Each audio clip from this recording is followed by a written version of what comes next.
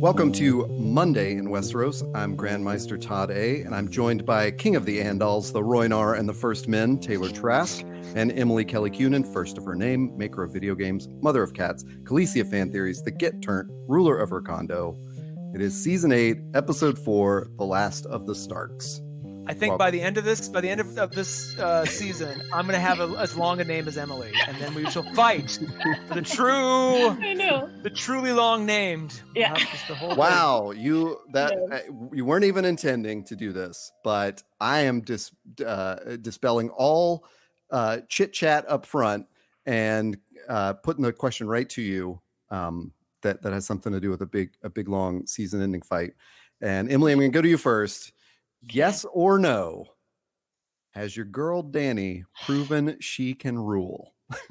Man, I'm like, I don't know, man. I think so. And I think that's kind of like she kind of touched on it in this episode too, of like, I feel like I should be gaveling you. Yes or no? Oh, okay. Yes. Taylor, King of the Andals, the Rhoynar and the First Men. What say you? The Rhoynar and I would say no. Yes, and you asked me to respond, and I would say no. But I'll now go back to you, Emily.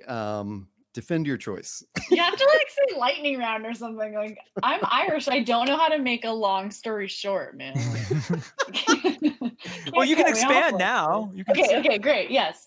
I think she said it in this episode, like, I see when she's talking to Jon that she sees how people look at him and are drawn to him, and people look at her that way and have treated her that way her whole life, but never here, like never in this place of her birth, never in this place that she wants to rule. And I think that's kind of, for her, she has had to do like a lot more to like prove herself than Jon has. Like she's conquered a bunch of cities. She's made all these,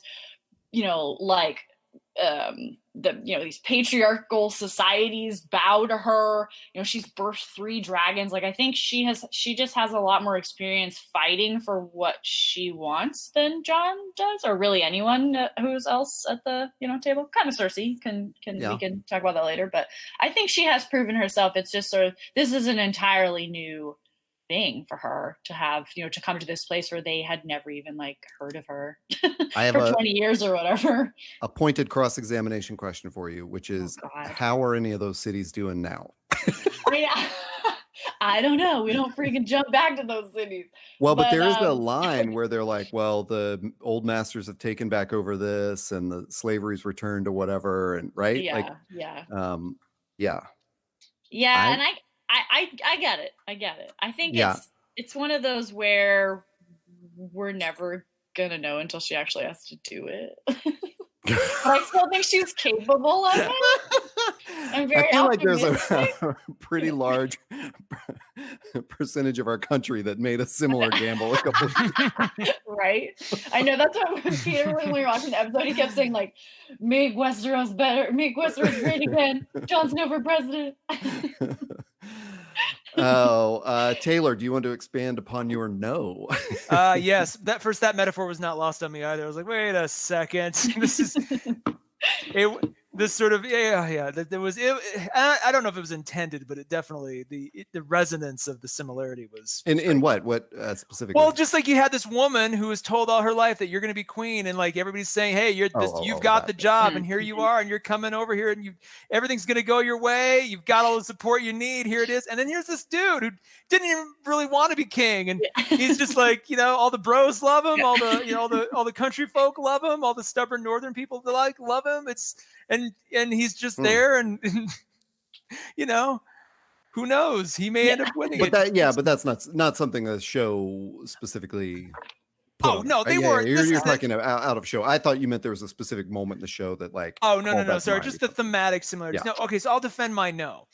I'm gonna use a paraphrase a quote we got in this actual episode. Oh my gosh. From one Bronn, who said, he's talking to Tywin and Tyrion. He said, cutthroats rule the world, and they have kids and they have kids and they have kids, and eventually you get to a place where maybe they're not cutthroats anymore and they're just rulers. But who was that first guy? Tywin in some ways, the father of the patriarch of the Lannister household. He was a bit of a cutthroat. He took a family, no family fortune, his father who was just an inept idiot, and he single-handedly built that entire empire, that reputation of Lannisters who pay their debts, blah blah blah. So you have this idea that these cutthroats make the world and their children inherit and make it better. Dany and all her conquests has been a cutthroat. She's tried to be a fair cutthroat, but think about all the times that she's burned people. She locked a guy and his concubine in a safe forever, and they'd starve to death, basically, run out of oxygen. She's done all these really terrible things when you really think about it. And yeah, it's made her all the more of a badass and an empowered woman. And she's climbed the ladder as a cutthroat, but she's still a cutthroat. She's still done all these things. So you take that and you go, okay, cutthroats rule the world. They build the world. But then what did she do with it once she had it? She just kind of moved on to the next cutthroat thing until it got her across the narrow sea to Westeros. So when you take that, you're like, okay, yeah, she's freed a bunch of slaves, but then a bunch of them were re-enslaved. She united the Dothraki horde into one single unit. Then she got them all killed. She kind of keeps taking her successes and just doubling down on stupid.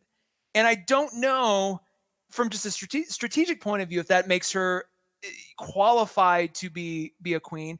Take into account though what Qyburn and Tyrion made a point of, which is, look, you can't be a queen if the people don't love you.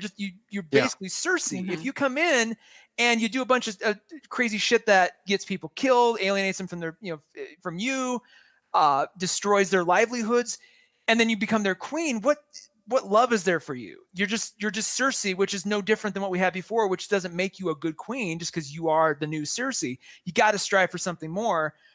She hasn't demonstrated that yet. And in fact, by all accounts, she's going to go in that direction of Cersei, which is, it's making it stronger. I was almost seeing the show through Varys' eyes, like, whoa, I used to be, and me as the watcher, I used to be on Team Dany as Varys was. Varys was kind of unabashedly like, hey, there's this chick who is going to be a great queen. And now it's like, oh, evidence is starting to stack up against that. I don't know. I'm just going to stand over here. To try to tie in what you were saying to what you said, Emily, is there's this interesting, really early on, Jorah, when the Khalasar is abandoning Daenerys and Khal Drogo, who's in a coma, Jorah tells her, they don't respect, they don't follow, divine right. They respect power. That's it. Yeah. And you're right in that Daenerys has had this much more sort of physical test of her leadership throughout Essos. But it seems like Jon has had more of a test of leadership and having to bring together things like the wildlings, great point, and the Northerners without violence, even though there is scattered violence. He's the one trying to mend those fences. So and I think too, it's just like I've been thinking a lot about I'm writing this book, and so I'm thinking a lot about war and the realities of war, and that those really are the two sides of it. That war is messy, and her war has been much messier than Jon's, and still he's had to have friends die and fight and whatever. But I think too, it really speaks a lot about her as a woman living in a very patriarchal culture in Westeros and throughout Westeros, that she has had to do things that most people would turn their stomach, because as a woman you need to try twice as hard and be twice as smart and do twice as much to get anywhere. And it sucks. I wish it wasn't that way. Can I let me add on something to that. I agree with all that. Yes, that's true. But she's never stopped. She's never really stopped. And you can make the case, Marine, she stopped to rule. And she did for a little while. But she's never stopped going after this quest of, I am going to be the single person to rule over this continent that I've never lived on, have never spent any time on, and that a lot of the people have forgot. That's my end game, is to rule that. She's so stubbornly set on that goal, when she could have along the way, as she's using all this crazy force and trying to make her way in this highly male-centric power center, she could have just stayed in Marine and just ruled and really set up this reputation as this amazing ruler and tried. I mean, she could have just been happy with that. That could have been enough for her. Well, now, didn't Tyrion actually propose that to her? Didn't he say you should stay here and rule? Yeah, I think he did. Yeah. I think he did, but was that before she did? I mean, he said that, and then she did stick around for a little while, and then she was, the dragon flew her away, as the sort of uprising, the slavers uprising was happening. Yeah, so she never really went back to solve any of that. That's because she got like kidnapped, and then she had to escape, and then she's like, "F this, I'm ready." Like, let's go already. She's just a girl. She's just a girl with a dream, you guys. But that dream is. But wait. That dream seems kind of toxic. So like, in the wake of that dream, are all these kind of just like people whose lives might be worse off? Does the pursuit of that make her a good? I almost want to like add that adjunct to the question. Does that pursuit of that crazy dream make her a good or bad ruler ultimately? Because we've never seen her. I mean, like, I don't know. I'll stop there. Emily, I think I'm going to pitch it to you with this, but Taylor and I were talking a little bit before we started recording, and trying to like sort of like metagame the show. I guess what do I want to say there, Taylor? How did I phrase that? But so I know what it is. Do you feel like because we do this all the time with like George Martin versus Benioff and Weiss, like, do you feel like they've set something up that they can't deliver on, or they like, is that I don't know what's going on here. I wonder if I was expressing to Taylor that my ambivalence about the episode last night, which wasn't really ambivalence. Like, I loved a bunch of it, but I was very annoyed with the Daenerys storyline. And I think it just made me queasy because it was like, it just all came on all at once. I know we had hints of like the Mad Queen kind of stuff, but she's made these kind of decisions in the past, right? Like, imagine that episode last season where she burns Sam's, father and brother. That was clearly a like, whoa, that's funny because that moment occurred to me too. But in that moment, I didn't like, they sort of played it like Tyrion thought, oh boy, she's losing her temper. But I thought like, no, that's total. Like, you have to do that to prove to the other people. Like, I don't know. I thought that was sort of like the appropriate display of power. Yeah, like that was, instead of killing everyone that was there in a fit of rage, she gave them multiple opportunities to bend the knee, to lay down their arms. And then it was just the two of them. Like, I think she respected him in that sense of he was basically sacrificing his life to be an example. But I think for, it's kind of hard since we're in such uncharted territories here of whether or not this is George Martin's ultimate design for her character, or it's Benioff and Weiss. They're just Benny Weiss now. Benny Weiss, yes. Benny Weiss. Perfect. Their couple name is Benny Weiss now. That actually sounds like that should be their real name, but it's hard to tell which is which because Benny Weiss. I'm just rolling with it. Benny Weiss. They changed her origin quite a bit, just at the very core of her, of she's older, that Khal Drogo had assaulted her instead of in the books where he's actually quite gentle with her. Oh, that's right. Yeah. That they did a lot of changing of her personality from the very beginning. And so it's kind of hard to see whether that was George R. R. Martin's intention for her all along, is to her to be this really like ruthless sort of ruler, or if that's just the arc that Benny Weiss has planned for her, of like, we can't have her how this crazy awful stuff happened to her and then she's just like a Disney princess. Like, I understand that wouldn't make sense. So, but it is kind of hard to tell the difference. I think that's the same too for a lot of the characters of a lot of their, especially Sansa, speaking of another female character, of George R. R. Martin's arc for her is completely different than what it is in the show. And I love her on the show. I think it's probably a vast improvement on the book, of that she's still kind of on the sidelines in the book, and here she's in the front and center.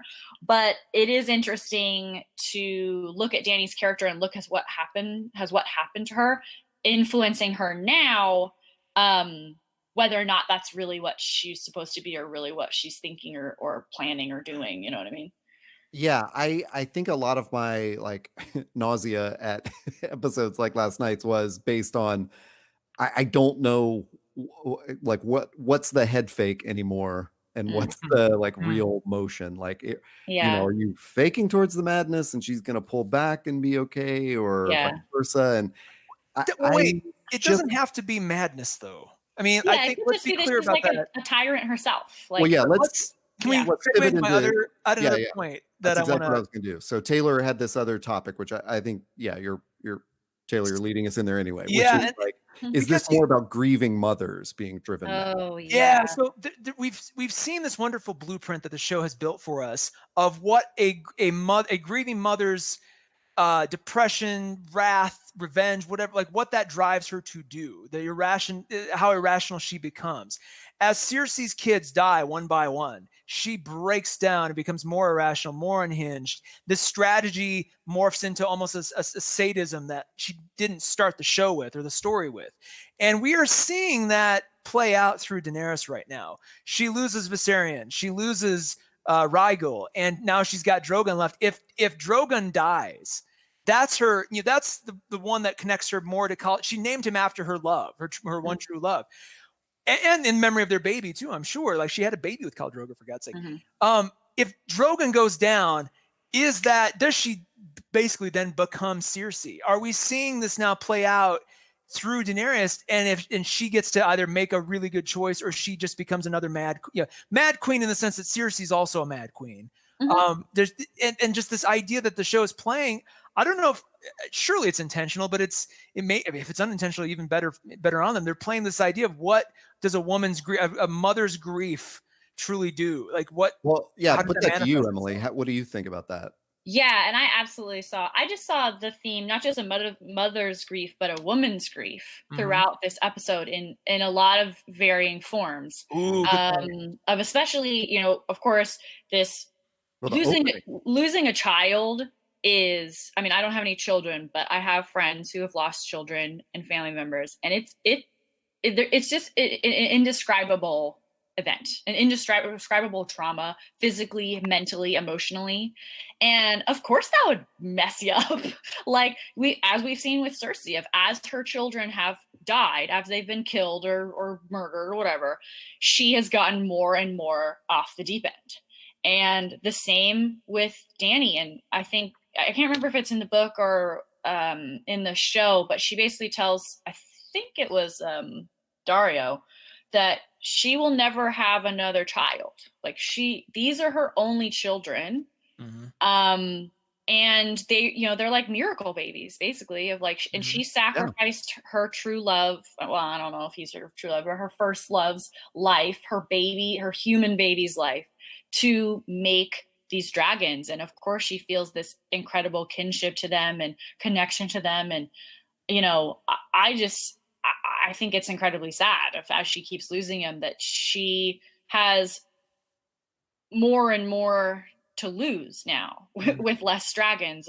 She has one left and she's not really sure what to do. But when the concept of just women's grief of overall, we saw in the opening, especially of Dany saying goodbye to Jorah, that sort of grief of he was her friend and her protector and her advisor and someone who loved her so incredibly that they were willing to die for her. That Sansa, this kind of the same thing of Theon, of they were friends and he saved her and protected her and shared this really horrible trauma with her, of watching her grief for him, watching Brienne's grief of Jaime leaving later. Yeah. Like that's what popped in my mind when you said the episode. I was like, "Ooh, I didn't even think about connecting all those." Yeah, of just like, and I think that is so, especially in these kinds of shows and movies, these fantasy shows about war and conquering and whatever, we rarely get to see the woman's side of war, the woman's perspective of what happens to them when their husbands don't come home, their brothers die, their lovers leave. And so I think this episode was really, really good about that, of showing all of this spectrum of grief and how it affects people. Women specifically. God, yeah. I love that. And then let's throw Arya in there too, who is basically just, she didn't have anything to grieve for. Per se. I mean, Theon maybe, and the other dead, Thoros, Amir, those guys. But she just kind of, her grief was just just, shooting her arrows and leaving with the hound. Like she just sort of shrugs it off and doesn't engage in it really. Well, Yeah. Maybe she's. I think there's a great moment with Sansa as well when she talks to the hound and she Mm-hmm. says, if these things hadn't happened to me, I would still be that little bird. Yeah, that was probably one of my favorite moments because I went to the Y'all West this weekend. It's a book festival. And it was really, really cool. And one of the people who was there was an actor named Matthew Modine. He plays Dr. Brenner in Stranger Things. You went to Gwenda Bond's panel. Yeah, and so he. I like her books. Yeah, I love Gwenda Bond. She's really funny. She signed my bag and everything. She was really great. Awesome. And so, anyways, but he was talking about as a creator, as a writer, as an actor, or a director, or whatever. Never. I wrote it down like in my notes, like from the panel. Never be ashamed of who you are, what's happened to you.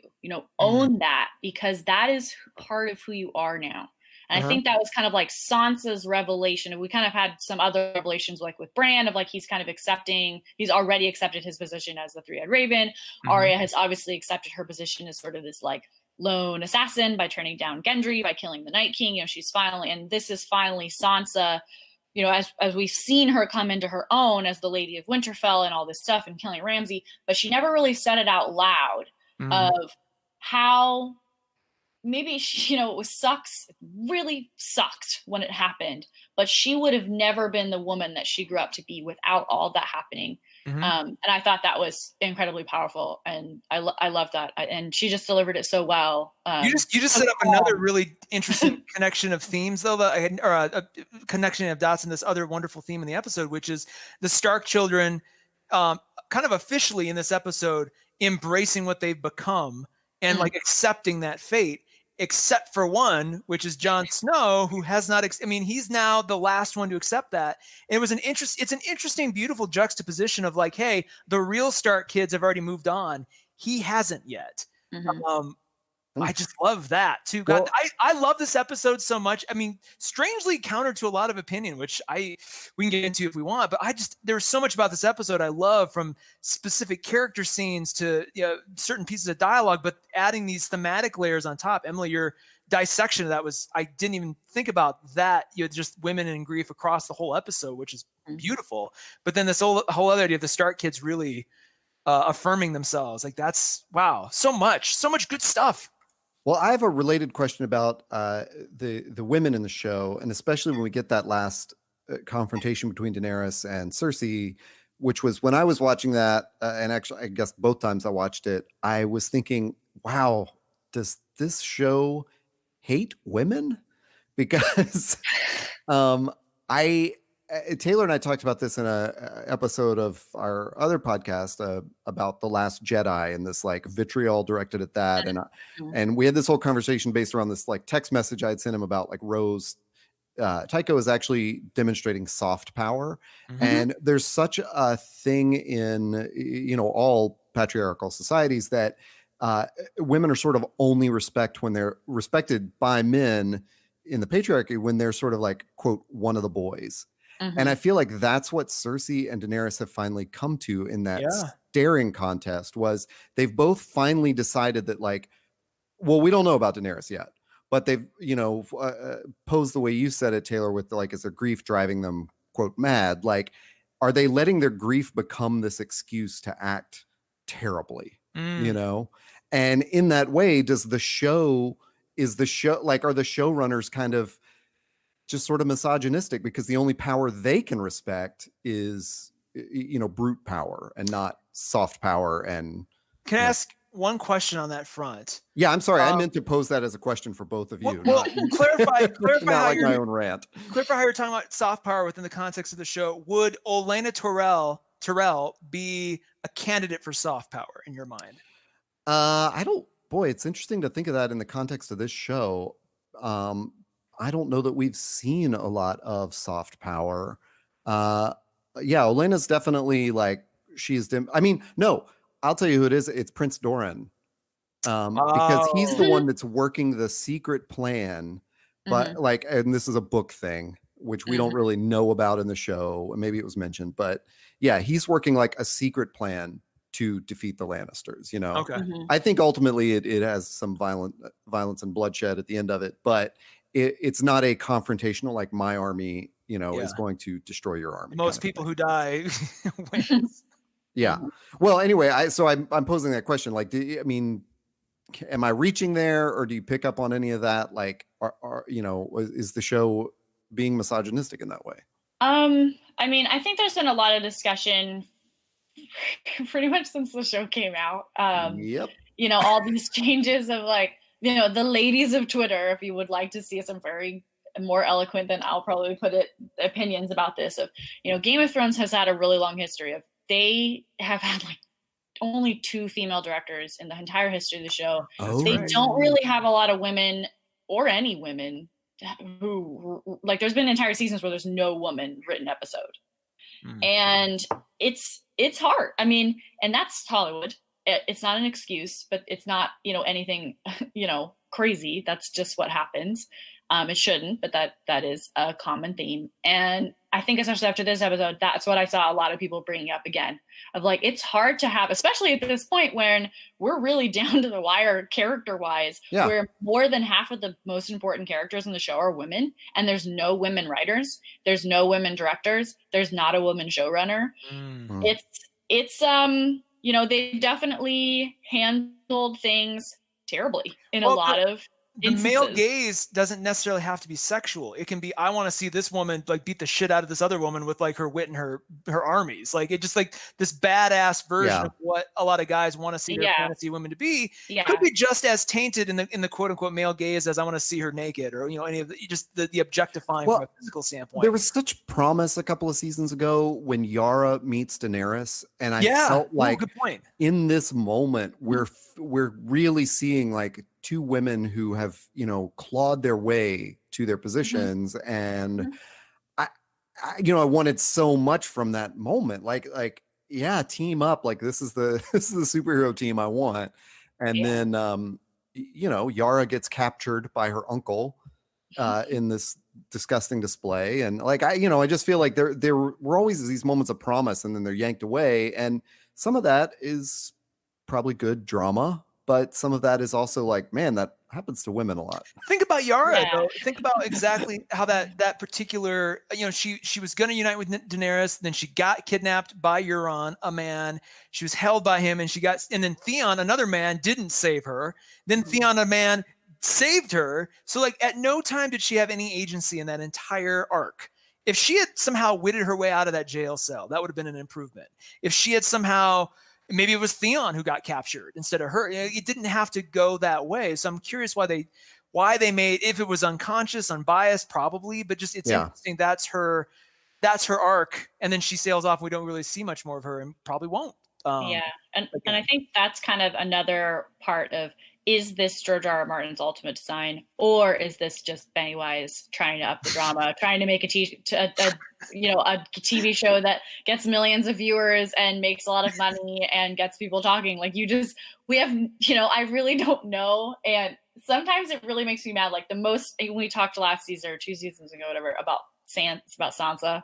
And of course she talks in this episode, like, if that hadn't happened to me, I wouldn't be this way. But still, it was like, why? Why does it need to always be like this? Right. Why does it always need to be the threat of violence, the threat of rape, the threat of death to make a woman stronger? Why couldn't they just let her be strong because she's smart and accomplished and like kick ass? Like, come on, please. Like just once. That's a great point. And and I'm glad we're talking around this too, because Taylor and I talked in the last episode about in the Long Night episode, which was actually a rather short night.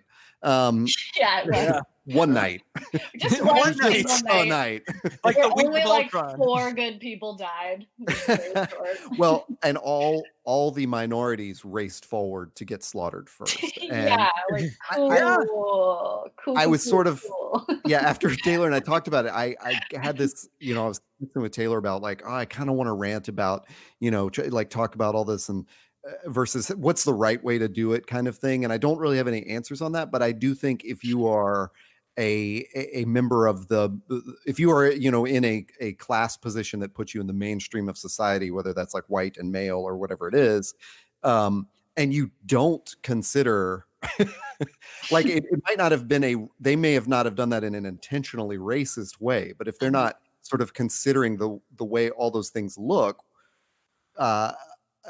like that's a fault. That's where their fault is, and I feel the same way about women. It's like if they're not, if they're, and honestly, the thing that goes around Twitter, even though I haven't checked it in months, is always true, which is like just hire more women. I mean, that's how you fix it. And hire more people of color. Yeah, hire people of color and hire women, and that will naturally sort itself out because you'll have someone in the room who goes, "Whoa, that's pretty racist." And by the way, we've seen exactly how well that can benefit a show with this latest season of Doctor Who. I hate to keep bringing it back to that, but that show made a very conscious effort to absolutely broaden the diversity of every aspect of the production, from the composer down to the actors, the writing team, and oh my God, we got some of the best stories. And we got a story about the split of India and Pakistan, written by a Pakistani writer, starring a Pakistani actress, like in the show, like we've never would have gotten that episode with that much beautiful poetry with it if it wasn't for that diverse cast. Like it's paid off in spades. I'm sorry. That's an awesome idea. And I was going to cite the Jessica Jones season where they hired all women directors as well. Yeah. And like it can be done. Yeah. And I'll give a shout out like to the company I work for. I can't tell you like too much about our process or whatever, but Pixelberry Studios, which I work for, is basically 65% women, which is extremely rare for a gaming company. Yeah. And of those women, we probably have, I would say, at least 20% women of color, people of color, and we have a very wide, diverse range of writers who work for us. And that's why, I'm biased because I work for them and I love all our books, but that's why our books and our characters and the love interests, and they tend to be much more diverse because we have a lot of different people in the room with different perspectives. And I think, since season 1 of Game of Thrones, that's what they should have shot for. And especially there were so many milestones throughout where it would have benefited them upon hearing the feedback of the viewers to go, ooh, let's bring some women and people of color into the writers' room. Yeah. There are a lot of episodes that were problematic that should have at least inspired that result. So here we are at season 8. It's not like this hasn't come up before. We've been talking about it. Right, exactly. So was I will happily talk about this forever. I feel like my second master's thesis could be on the treatment of women in this show, which is just what the world needs, is another white man explaining. Wait. I don't know if you know what mansplaining is. But, it's when a man explains.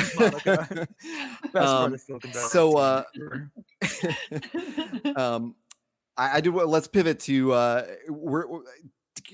something Taylor brought up to me off air too, which was this the moment where we had to show that the Cersei storyline was worth coming after the White Walker battle? Like, and have I phrased that correctly, Taylor? Is it like, I don't know that that's a yes or no question, but no, did this give us enough to go on? Like, are the stakes suitably high here? Did it justify putting this last, basically? Right. And I'm going to say yes. Okay. Why? Oh, sorry. Let me do the yes or no thing. Yeah. Emily? Yes. Yes. Oh, okay, good. I actually think I'm kind of a yes as well. I'm surprisingly yes. I didn't think I would be. And, I went into this episode knowing that's what this episode had to do and prove. It had to create all these character moments and sort of threads that make this the more compelling journey. And in lieu of the White Walkers and that whole thing. And then I thought back to, the White Walkers really are sort of just a one-dimensional menace. There's nothing, they don't talk, they don't communicate their intentions. They just go and assimilate. They're just like the Borg. There's probably a better way to explain that. They're just like a virus. They just go. And so at some point narratively, there's not as much interesting with a virus as there is with this woman who's lost all her kids, who's alienated her family, who's making a last stand, fighting off against all these other parties. I feel like they've justified a lot of where we're going to end is going to be a lot more interesting than we beat the White Walkers, the end. So that's just, I'd love to hear y'all explain your part of that. Emily? I too was like, I was making jokes like last week, like, Oh man, they literally defeated the Night King with one stab and his entire army. Like, what is Cersei even gonna freaking do? Like, she has some ships and whatever, some golden dudes, and like we have 2 dragons, and like we just survived literal death. Like, but then, then Rhaegal gets shot out of the sky, and it was seriously like a visceral reaction of like, it was horrifying. Like, it was just horrible to watch. And then that was when I was like, this is what it's about. Mm-hmm. Like, this is why it was saved, because instead of facing a horde of, mindless zombies plus some guy who never says anything and just like stands on top of a mountain with a javelin, this is a person thinking, feeling, strategizing. Yep. That this is, and I think too, I always love stories. I don't know if you guys watch Supernatural, but there's always these really great episodes of Supernatural where, like, yeah, there's vampires and werewolves and monsters and angels and demons or whatever, but it's always when the people, like the humans themselves, are the scariest part of the episodes, where they're serial killers or molesters or just better than you, like strategic, like they outplay you. That's the scariest part. And I think they really underestimated Cersei. We all did. And I think that was kind of the point of, and that's what she has been dealing with her whole life, is that people have underestimated her ability, underestimated her mind, her cruelty, her ruthlessness, her desire to be queen. And now we're only down to 1 dragon and no Missandei. So I'm so glad you phrased it that way, because I absolutely had underestimated her. I had sort of written her off, which is why it was surprising to come back to this at the end, because I'm like, well, how is this going to be? I mean, she's already kind of proven she's weak sauce in these latter episodes, but then to see that Qyburn's now out, basically has released the Scorpion 2 from Apple. It's just like, imagine Qyburn on the stage, like, and one more thing, Your Majesty. He pulls out of his pocket, like, this key opens this door, and he's got all these, like, scorpions. Just already in the black turtleneck. Yeah. Exactly. He's the Steve Jobs of Westeros. Yeah. But just to see them all mounted on these ships, and to see, I mean, they're just, the fact that they shoot one, and then they just fire them all off, and you're like, holy crap, they've been hard at work. Well, all this other stuff's been going on. They've been investing their time in figuring this out, because they're like, well, clearly, if Daenerys wins, we're all screwed if we don't have something up our sleeve. Mm-hmm. So it's after that, to that point, and to your point, Emily, Cersei has made it clear she is to be reckoned with, and I'm almost, dare I say, on Team Cersei, or to some degree. Like, I kind of hope she does win. Just, oh God, why not? she's putting in the work. Sansa and Arya have been the canaries in the Cersei coal mine, like for many seasons now, and I think if anyone could have predicted how cruel she would be, they've been doing that forever. Sansa's been saying that even this season, and that whole, one of the things, like I told Taylor I watched it like 2.5 times, and it's because I kept like picking sections and going back and watching stuff like, okay, now what actually was said in that part, and that part where she explains how they've basically sold this message of like, the invader is here, to the people of King's Landing. The invader is here to steal your town. We're welcoming you into the Red Keep. And it's really just human shields. Oh, it's so smart on her part. Like, it's disgusting, but it's like so smart. Vis-a-vis your writing on war, Emily, my 2 thoughts on war this week were, last week we get their Vietnam, where the white lords and ladies of, send the less educated minorities to a foreign country to fight a war that they have no stake in. And then this week we get like a Hiroshima moment of them basically like up to the debate of them saying, like, is it worth murdering all these innocents to win this war? And I was, that was another point of nausea for me. Yeah. And it's interesting, the exact words that they have used to slander Daenerys. If they're calling her the usurper, when she has called Robert Baratheon that her whole life. Yep. Oh my gosh. And it's an interesting, concept when the conquerors rarely ever see themselves as conquerors. They very often see themselves as liberators. And yet the people that they are quote unquote liberating will probably always see them as conquerors. And it's a really fun, I think it was really, like I said, it was disgusting, but a super smart play for Cersei to use these human shields. And almost it's like a test. Like Dany would lose either way. It's either she's going to kill everyone in the city to get to Cersei, and then she has no one to rule over, or she kills a bunch of people and kills Cersei, and then the remaining people hate her and think she is just as bad or even worse. And it's just, and I think especially for Dany, as I've talked about, of like, she has had to be really ruthless and brutal in her conquering. And I think this is kind of a, like come to the Lord of Light moment of like, what are you really going to do? Like, are you willing to sacrifice all of these people for a stupid sword chair? Yeah. Oh my Decide gosh. now. You guys, what if Jaime is there listening to Daenerys shout, burn them all, and he kills her? Ooh. Or Cersei. Well, see, that's another thing I don't get about this is a hand wavy moment in the show, which is she has already set the damn city on fire. So I don't know why the people of King's Landing would ever believe that she has their best interest at heart. I think it's probably like a devil kind of thing of like, they don't know Daenerys. They don't know this foreign army that she's rolling in with. They don't trust the people from the north. And as much as they probably hate and distrust Cersei, they at least kind of know what she's about. Like, she blew up a church, she set the world on fire, all her kids are dead. It's sort of, they get what she's about up front. Yeah. Boy, I do not understand the divine right of kings. Like, I know, none of it makes any sense. And I just wish somebody would ask that question in a show about the divine right of kings. Like, he has the better claim to the throne based on what? Like, the Targaryens haven't been on the throne for decades. Well, it comes back to Bronn's statement: cutthroats rule the world. Like, that is, by his logic, Euron Greyjoy could just be king if he wanted to. He could just kill Cersei now and just become king. And exactly. Well, that's how Cersei became queen. Yeah, like, there's absolutely no lineage that like provides her with any divine right of anything. Like that. That's crazy.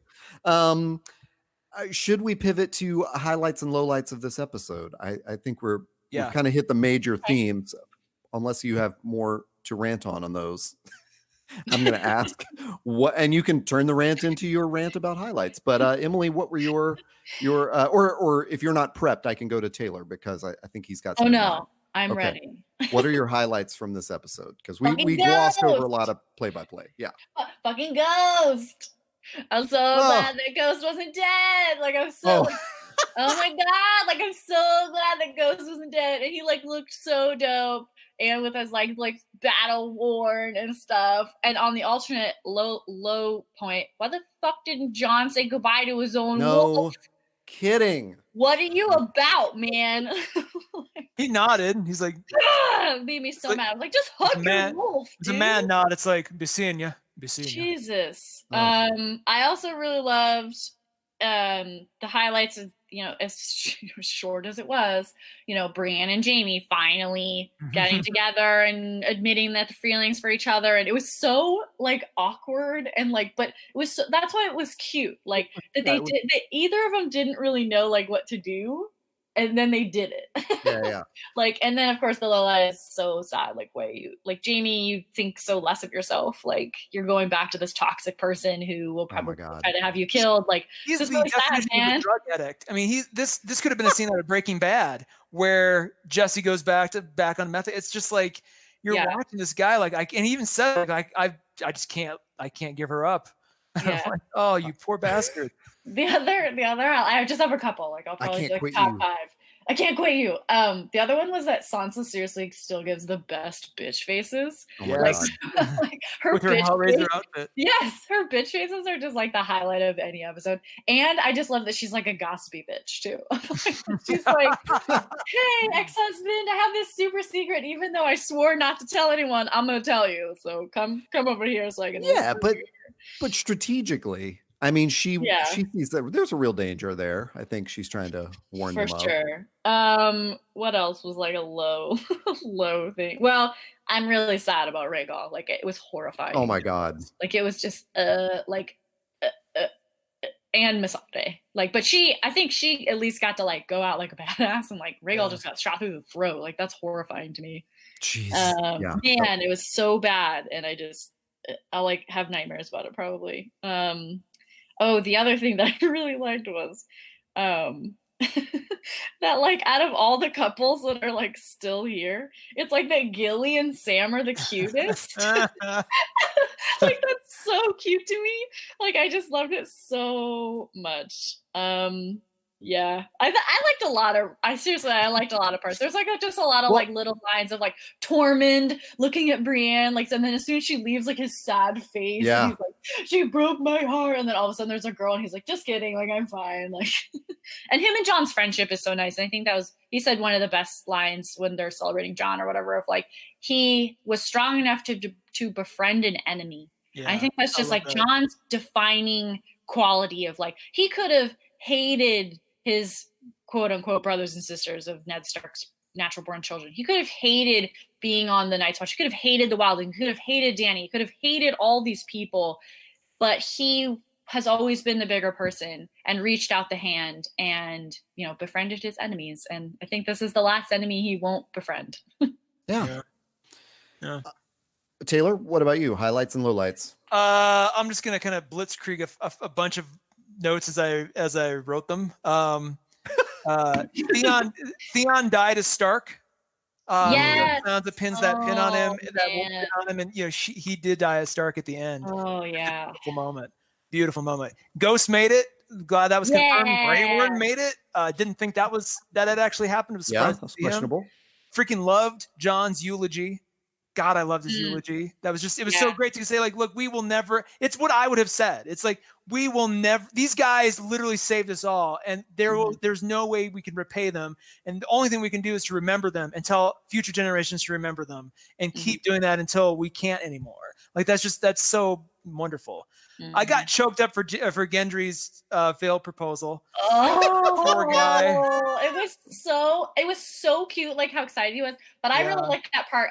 I mean, it's really sad for him, and she is right. Like, any woman will be happy to have him because he's nice and sweet and handsome, whatever. But I just love that Arya, you know, that was like, it's so hard, especially in those kinds of moments, like to own who you are and like say no, like, because she truly is so much more than just someone else's lady. Yeah. And that was like her finally like, I love you. I think she does love him. I think she loves him back.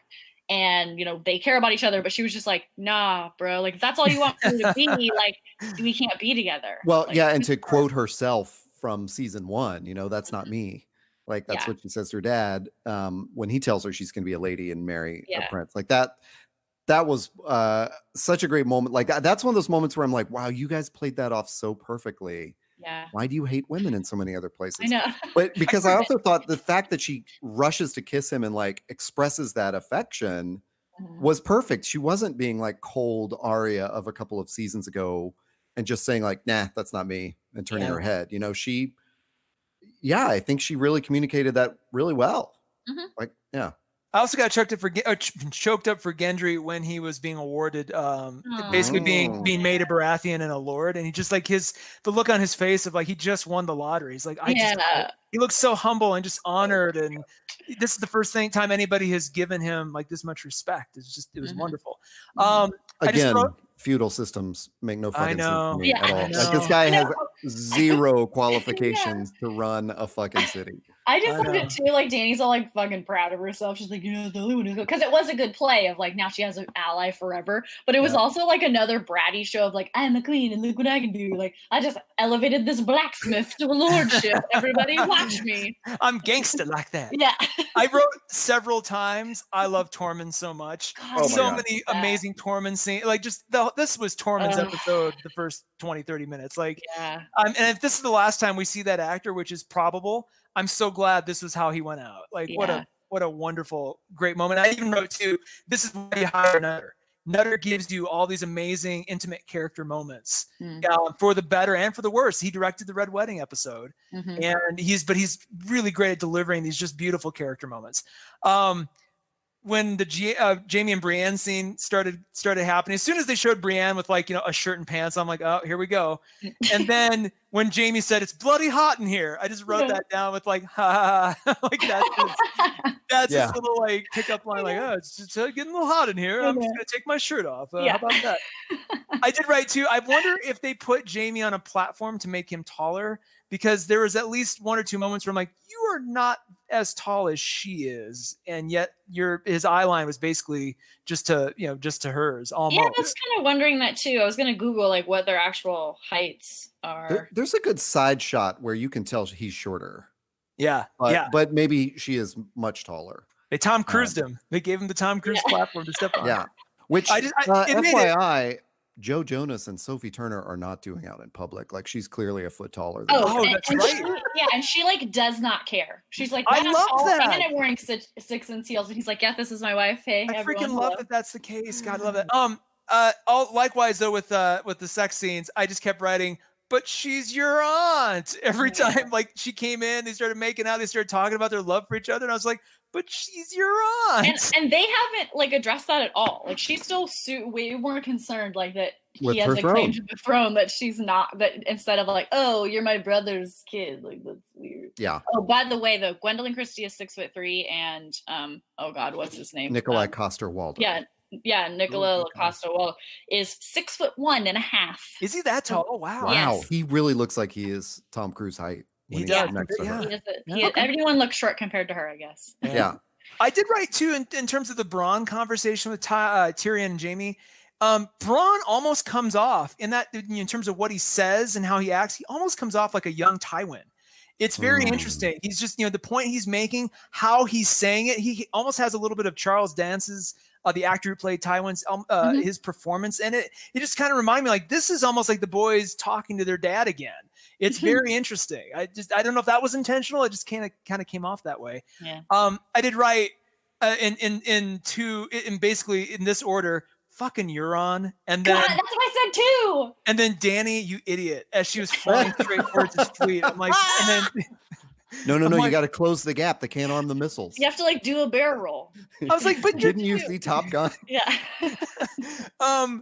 And then just all the other stuff we talked about too, which I'm glad we covered. But yeah, there were just so many amazing moments. I could watch that celebration scene again and again and again, just for all those amazing moments. Gendry, Tormund, just the drinking game, the drinking game. Like Westeros, never have I ever. It was amazing. The fact that Tyrion made it up. It's funny. It's what he plays with Shay and Bronn before the battle in season 2. Oh my God. Good call. So he did that before that Jaime battle. seemed to know it. So it's like, oh wow, this is like the Lannister brothers drinking game. Like freaking Think about that symmetry though. Think about that symmetry. They do it before the battle, and then they do this after as like the celebration. It's like a nice little bookend. Yeah. For Tyrion stuff. Wow, I totally forgot about that. You're right. Yeah. You almost can compare that celebration scene to the one in Lord of the Rings where they beat Saruman's horde at Helm's Deep, and they're having that celebration. They have a lot of the same beats that totally. And then they all go off to fuck somebody. Yeah. Kind of. Favorite part of Lord they got of the the Rings. drinking game. They've got Gimli's basically the Tormund equivalent, drinking and being sort of a character. You've got Legolas basically pulling a Brienne and not drinking or just being very stoic in his party. I think I feel something. Yeah. Okay, bud.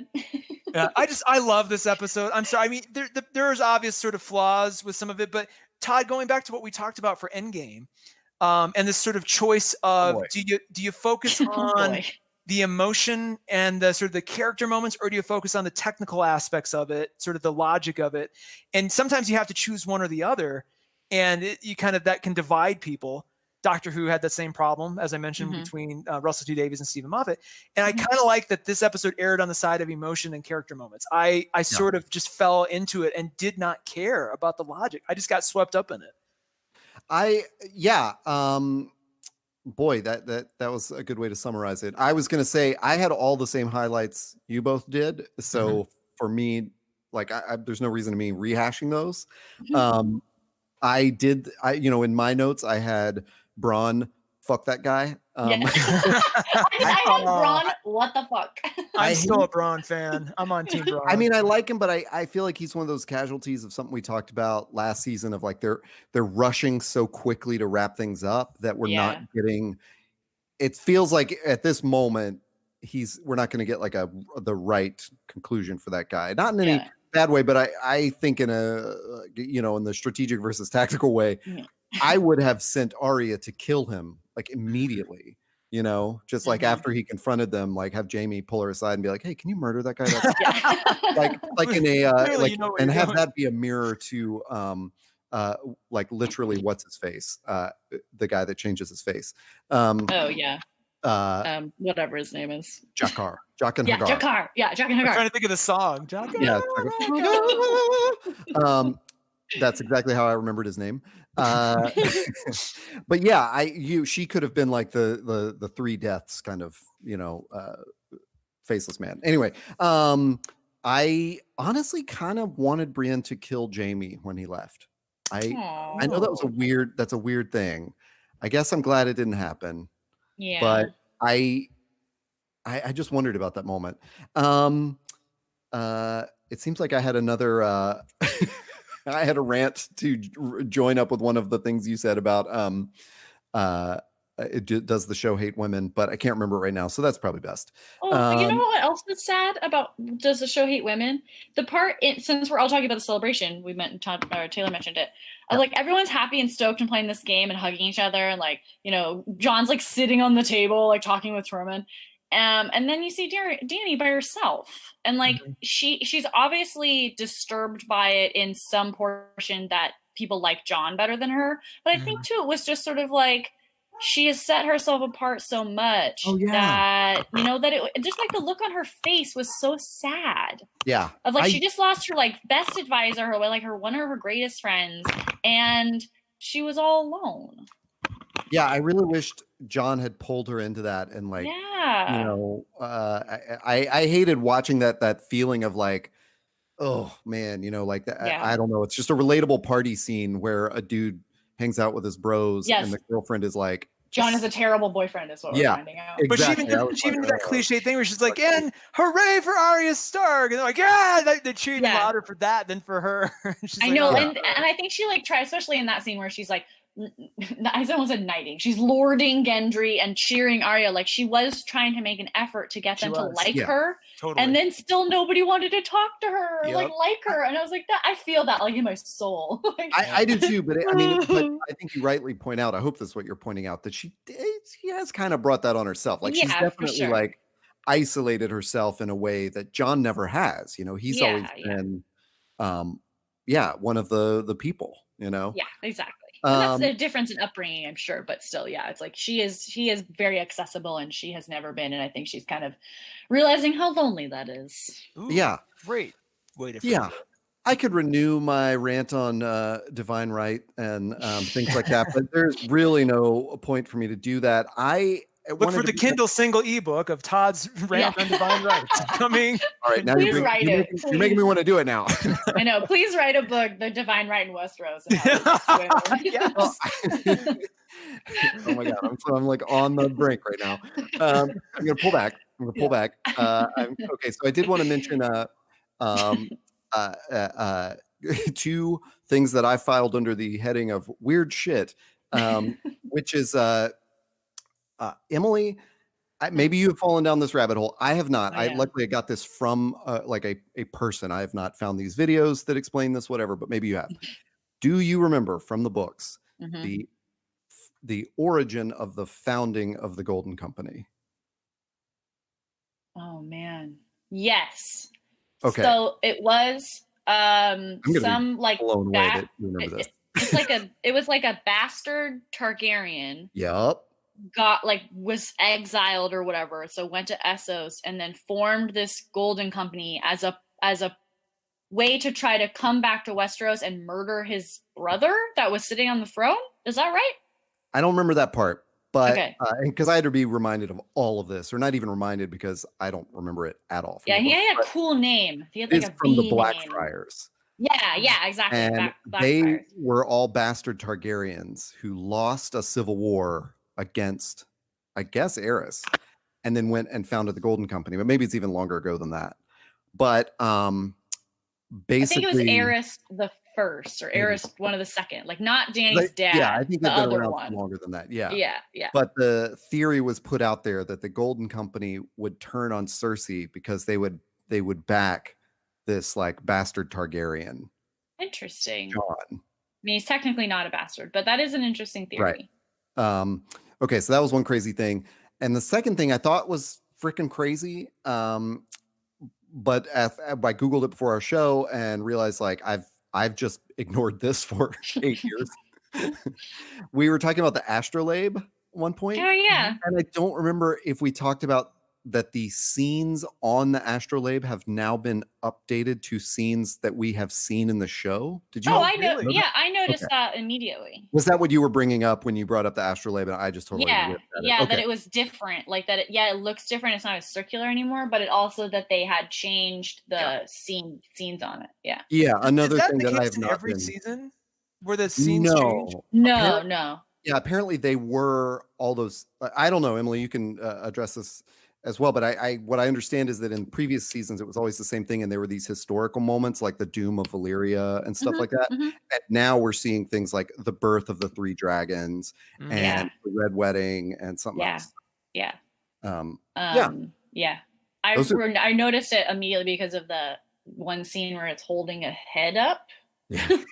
And I was like, well, that's different. That's weird. It looks like a wolf head. Yeah, I was like, that's weird. So that's all I had under weird shit. And I will I'll put a pin in that that feudal system rant or whatever it is.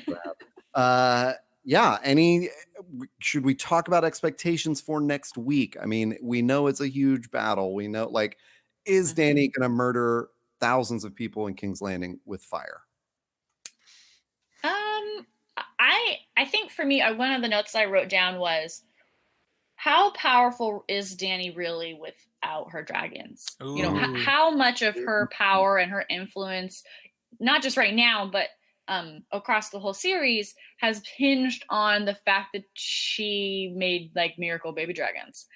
And so now that we only have 1 dragon left, and with all the dragon killing ballista missiles that they have, that Drogon will probably have to sit out the majority of the fight. And in that sense, how really powerful is she? Like, I think that's kind of going to be the true test of, you know, everyone's loyalty to her. Unfortunately, of what does she bring to the table aside from like dragons and like half an army now, basically. And so I think that's kind of something that they'll talk about in the next episode. I am really curious, honestly, of what's going to happen in the next episode. I think a lot more people will probably die that we like, because I was way surprised that more people didn't die during the long night. Yeah. And I hope that we get a couple more like really good deep character moments with the Hound and the Mountain. I hope we finally get to see the Clegane Bull and get to see Arya finally check off the last 2 names on her list. Which is who? Cersei and who else? The Mountain, I thought. Maybe the Mountain maybe maybe the Hound and Arya have to team up to kill the Mountain. Yeah, that'd be dope. God, that'd be amazing. I didn't realize that's where that was headed. Yeah, that'd be cool. So yeah, I mean, it's definitely going to be like the last 2 episodes are going to be like probably super nerve-wracking and really sad. Probably just overall. I do, based on something you said there, I do have a highlight that none of us pointed out, which was the interaction between Varys and Tyrion discussing Dany's fitness. Yeah. And there are 2 scenes on that which are really great. And I really, there's when Varys clarified what the realm is to him, I thought that was so wonderful. And also when he talked about I don't remember how he explained it, but you could see when Daenerys, proclaimed her sort of, again, like her, what was the word he used? It was like her divine right, when she was like, basically, this is my destiny or whatever. And Varys tells Tyrion, like, as soon as a ruler starts talking about destiny, like, it's going to be a shit show. Yeah. I really liked that. I thought that was, man, that was makes me love that merman.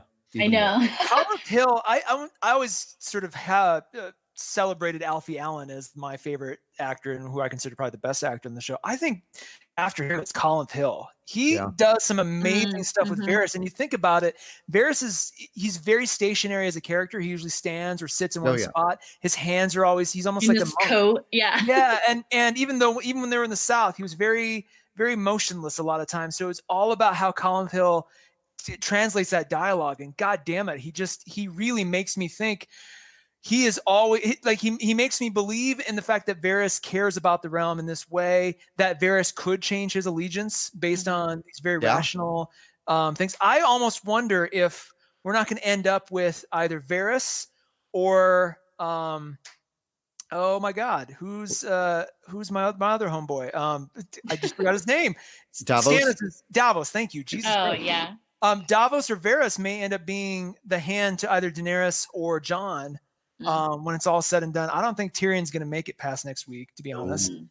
And I think that leaves that hole of Varys. And both of them probably would be better hands to Jon than Dany, based on her ability to take advice or to seek advice. So that'll be interesting. Yeah. Oh man. Also, sorry, Arya has 4 people left on her list, not 2. List them. Both Clegane brothers, Hound and the Mountain, Cersei, and Elon Payne, who we have not seen in quite a long time. Wait, who is that? He's the executioner. Yes. He's the one that beheaded Ned Stark. Wow. Yeah, so he's still over that role. So did Payne? I don't. We just haven't like seen him in a long time. So he might just be like hanging out in King's Landing, like doing whatever executioners do. But he is technically still on the list. Huh. I would think that the Hound got crossed off when she left him to die, but I don't know. That's a yeah. I don't know how the like faceless men, like are they real like sticklers for contracts or something? Like I don't know. I don't think she ever really bought into that. Yeah. Like, get my killing on, and okay, very interesting. I'm going to call it at that point. Guys, and we will just table any other rants till next week when we will absolutely have more to rant about. Yeah. Anyway, Taylor, where can people find this podcast? Wherever podcasts are found. If you're listening to this on the stream, search for Wednesday in Westeros on Apple Podcasts, Stitcher, Google Play, wherever you find podcasts. Also, visit our sister podcast, Panelism, and our Instagram feed at panelism.inc. We talk about comics and graphic novels worth having on your shelf. And Emily, what about you? You can find me on Instagram. I'm also back on Twitter after many, many a month not looking at Twitter. They're both at that Emily Kelly. You can also, if you're interested in choose your own adventure type mobile games, you can play some of my stories on Choices, available in the app and the Google Play Store. Very cool. Well, until next week, we have 2 episodes left, of the show, and then we'll have like a season left of us just ranting about it. Yeah. 7 blessings. It's like 4 more years. Yes. 7 blessings to you all. And Azor Ahai to you. And what do we say to the God of Death? Maybe next week.